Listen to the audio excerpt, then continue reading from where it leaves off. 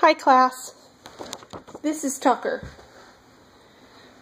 Tucker is a 130-pound yellow lab that we rescued in 2010 of September.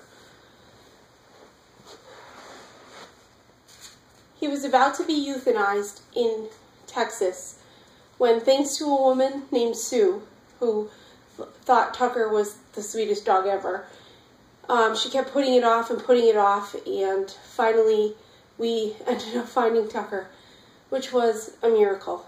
Tucker's as much a part of our family, I'm sure, as many of you who have pets know, as the family itself. Our lives, our daily lives revolve around Tucker as much as they do our children. He's such a sweet, big, beautiful dog who would have sadly been put to sleep if we didn't rescue him. Tucker has a very happy ending, but many of these dogs do not. An estimated 1 million animals per year are abandoned in the United States. Many are from causes such as Hurricane Katrina, things that can't be avoided, old people who can't take care of their animals anymore, things like that. Many of them are abused, sadly, and abandoned just because people don't want to take care of them anymore.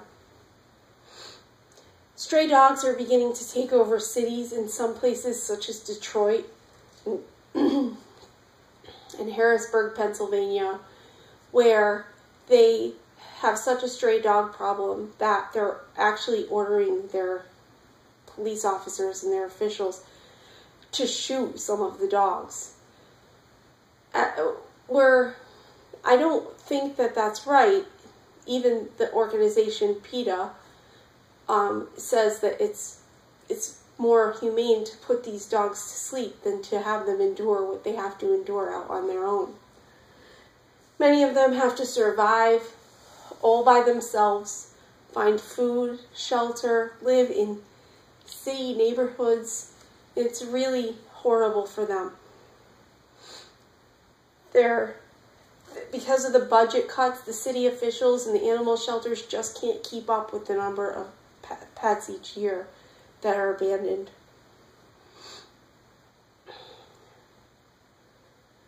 The worst part about all of it, well, not that there is a worst part, but a bad part about all of it is that many of these pets are not neutered or spayed, so they continue to reproduce. They find places where there are other pets, and they continue to have more and more puppies and kittens and things like that. The problem is really out of control, and you can see why it would be. There's little to do there's little we can do to solve the problem right now. I have dog hair all over me. I'm just looking at that. But there is what we can actually make sure that we spay and neuter our dogs and cats. If you decide that you want a dog, you should absolutely adopt or rescue a dog. But why rescue a dog? Why not go to a pet store and buy it from a breeder, or buy it from a breeder? You know what you're getting. I get it. You know that you're getting a certain breed. You know that they're coming from a safe environment. And what about the puppy factor? I mean, everybody wants a puppy, right? Who doesn't want a puppy? They're the cutest things in the whole wide world. And we all want a puppy. And many of the dogs that you rescue, they're not puppies anymore. They're grown dogs because they've already been out in the world, and by the time they're found, they're grown dogs. And you may think that dogs that are rescued have behavior problems, that are not trained, or worse, they have an unknown history, which is difficult for an owner because you don't know how they'll react to certain situations, such as Tucker. Tucker hates the vacuum cleaner. When it comes out, I know most dogs hate the vacuum cleaner, but he cowers. His tail is between his legs and he's whimpering. And it's not even on, just the sight of the vacuum cleaner. And we don't know what happened to him. We don't know what his story is, so who knows what happened to him. And although these are valid concerns, I'm going to tell you why adopting a pet is one of the best things you can ever do for the pet, for your family, and most of all, for yourself. As I stated earlier, many of these dogs have lived a tough life. Many have been abandoned and are living like wild animals. They have been abused. You may be reluctant and think it may be difficult not only to bond with the dog, but to train him. You may think the dogs are unpredictable, and they may be, but no more than any other animal. In reality, rescued dogs bond very easily. See, they've been alone for a long time, and they've been through a lot. And they really have, many of them, I wouldn't say all of them, but many of them have never or haven't been loved in a long time.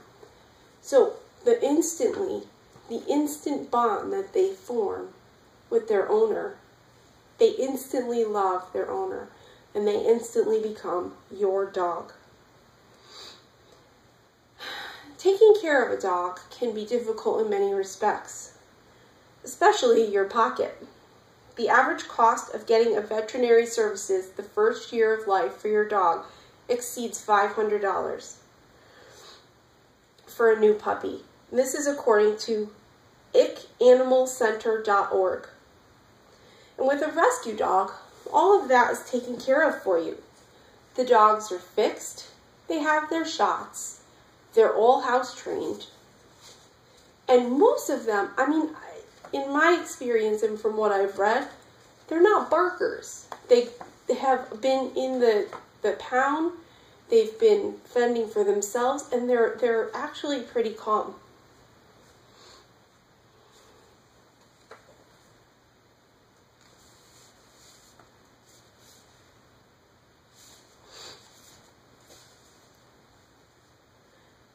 They don't misbehave, and according to the RocketDogsRescue.com or .org, RocketDogRescue.org, they're very loyal, they're very well behaved, they're trained, and they bond very easily.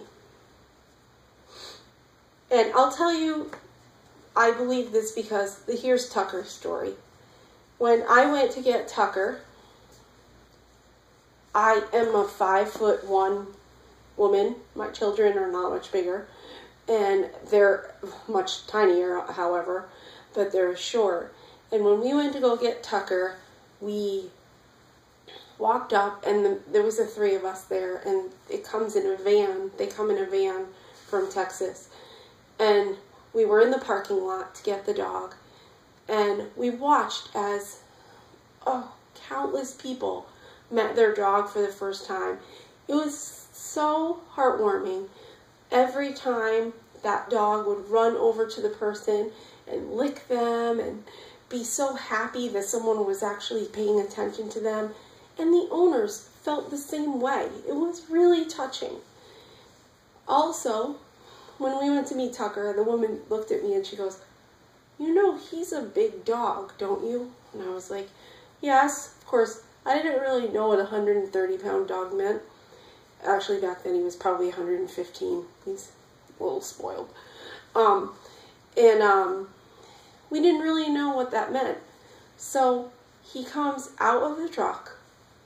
He runs over and on his hind legs, jumps on top of me, licking my face. I'm like knocked over, right, because he's so huge. But he was so sweet. He instantly knew that I was coming to take care of him. It was the sweetest thing ever. When they found Tucker, he had 2 broken legs. He was in the woods. He had been starved. He had been beaten, and they were about to put him to sleep. But like I said earlier, that woman, Sue, she saved him, and they nursed him back to health. And interestingly enough, the only reason that we found him, which this is kind of silly and embarrassing, but was because we wanted to name a dog Tucker always.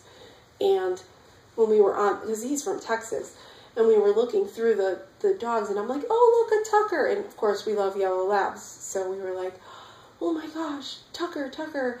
And we ended up getting him. And I was so nervous when I got him home because he was so big, and I didn't know what, I had never rescued a dog before, although my family has done it several times and it's always been a success story. But he was so sweet and nice and happy, and we were just so thrilled to have him, and he has really fit into the family just perfectly. He never barks. He never goes to the bathroom in the house. Never. I could count on this hand how many times he's done it. In fact, he doesn't even go on the side of the road. He goes in the woods.